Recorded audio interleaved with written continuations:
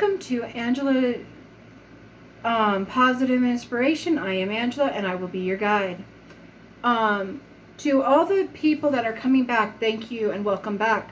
To the ones that are just joining us, feel free to like, comment, ring the bell, subscribe, and let me know.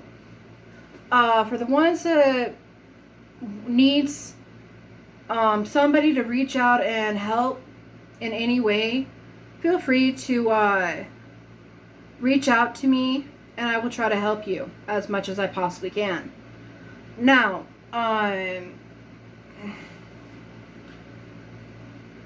what is it that I want to... How to be helpful. Sometimes in life, we need help. We need to give help. But how do you determine when you need help and when you need to help? I know personally for me, I've actually had to have people that came in to help me. And no, I didn't just go and ask them. They did it on their own. Back in 2016, I actually reached a very hard part of my life. And back in 2015, God granted me a wonderful friend. At the moment, her and I didn't know we were supposed to be friends, but then thank God that her and I are friends.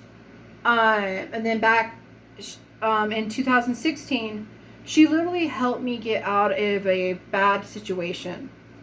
So God sent her to help me when at that moment I didn't know that I needed that help. Then later on, back in 2020, God granted me, a blessing, help from my sisters. So everybody's like, well, Angela, what does this have to do with anything? Okay, so for example, let's say that you see an old man with a cane. He's trying to carry something heavy in one hand, walk with his cane, and you notice he slips and he falls. Our first reaction is to sit there and stand back, to stand back and be like, is he going to get up? Hey, let's stand here and see if he gets up. When in reality, we should be rushing to him and being like, oh my God, sir, are you okay? Help him get back up on his feet, brush him off if he needs it, hand him his cane and his goods, and send him on his way. And also walk him to his car or the bus stop, wherever he needs to go to. The sad part is none of us really tries to do that because we're so busy within our day. I am actually blessed now that I actually have a friend that takes time out of his busy day to come in, make videos for my channel. So, to be honest, it's not just my channel anymore. It's Angela Ngume's channel because of the fact that he comes in and he's constantly helping me with his videos. So, anybody looking for advice or anything, feel free to check us out. We are 100% free. We're not going to charge you, and we will try to talk and help you go through whatever transitions you are going, whether it's going through having somebody go through transitions of death or divorce, anything.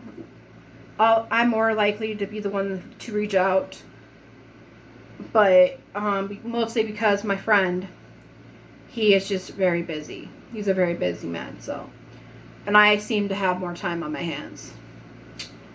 But anyways, so help that elderly man to where he needs to go to.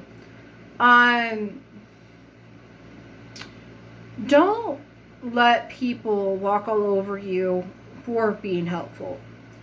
And this is what I mean by that, is that in life, we get people that will take us for granted because we are so helpful. We're willing to jump in. We're willing to do whatever it takes. Don't be like that. You know, still help. I'm not saying not to. But I'm also saying know when to sit there and be like, tell somebody no and to do it. I had a friend that every time I would agree to help her, she would always take that for granted. And so it got to the point that she would always call me for me to come and help her, like, or to talk to her, and it was actually interfering with my daily life, especially when I was at work. So I literally had to sit there and kind of explain to her, you know, what is a actual need of me having to step in and help. So help an elderly man out. You see somebody sad, depressed, and, you know, talking about taking their life. The first thing we are to do is we're going to shy away from that. We're like, oh, she wants to take her life, or he wants to take her life. I don't know what to do. You know, it sounds kind of crazy to me. This person's crazy in their head. Don't be like that. Sit down and find out why they feel like they need to end their life, and how you as a individual can get them to change their mind, whether it's talking to them about their issues and reassuring them that God went through the hardest part of his life. Not God himself, but his son, Jesus, and David, and Daniel, and Noah, and Moses, and Jeremiah, and Adam, and Abraham, and there's just so many. Abigail, she had to go through. Because back in those days, women were not allowed to choose their husband. They were chosen for us. And some of us got stuck with some really bad men who were abusive, drunks. They believed in having more than just one wife. So again, she couldn't conceive for the longest time. She couldn't. And she was very, very, very sad because her husband at the time, Nabal, had two other wives that can give birth. And they would flaunt that in her face every day and make her do all the chores, all the activities, because she had no child. And Nabal would sleep more with the other wives than he would with her because of the fact of they can conceive. Later on, she actually ends up getting a very amazing man. God grants her prayers after so many years of her down on her knees, begging and praying and asking God to grant her a child. God finally goes, you know what, my child, you have shown full devotion. You know, you are crying. You are showing you have a pure heart. So you know what? Here you go. So she literally had to go negotiate with this other king because her husband backed out of a deal. And at first it was going to be war. So she literally saved her people, saved her family, and saved herself. Later on, she said when he became king, not to forget her. And she ended up being with him and marrying this king. and actually living an amazing life. So God helped her. She helped her husband. So that's where this help comes into play. We help people, and yet again, our help will be rewarded. But make sure that your help is not going to hurt the people around you that loves you, takes care of you, wants the best. Because if that's going to be interfering, then maybe that's not something you should be doing unless you discuss it with that person first. So, thank you everybody for joining my channel. Have a blessed and wonderful day or night. Please feel free to come back and join us next week. Thank you and have a fantastic day. Yes, thank you, Madam Angela. Please, our viewers, encourage all friends to subscribe. Please subscribe to our YouTube channel and ring the bell. Thank you. We are speaking about being good, being helpful, being positively inspirational. By the way, you see, for me I know one thing: you cannot help everybody. No, you cannot. You can't help everybody, but at least please never fail to help anyone.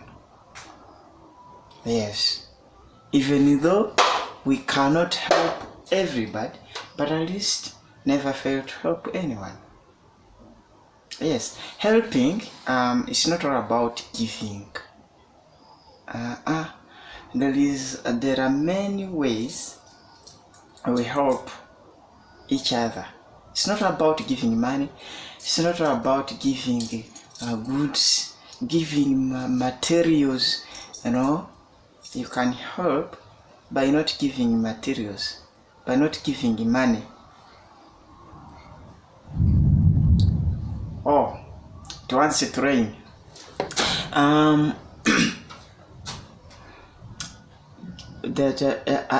give you an example. It's like if you want to give someone wealth, if you want to make someone really rich, you don't give him, you don't give that person cash in hands.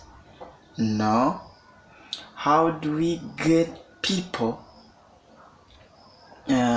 become rich? It's not by giving them money. It is by giving knowledge. Knowledge. This is equivalent to giving seeds. You see, for us in Uganda, we have a saying that if you want to give someone food, the proper way of giving someone food is not by getting the real food and give. The best way to give someone food is by getting that person the seeds. If I want to give you potatoes, the best way I'll give you potatoes is by getting you the potato leaves. You can't plant. After a few months, is it not 2.5 to 3 months, you start enjoying your potatoes in plenty. But if I had given you 4 or 5 potatoes, you can't eat them in a single day, and tomorrow you start lacking again. But the best way I give you enough potatoes is by getting you the seeds. The potato leaves, you can't plant them. That's the best way. And I would like also to tell you, my friends, that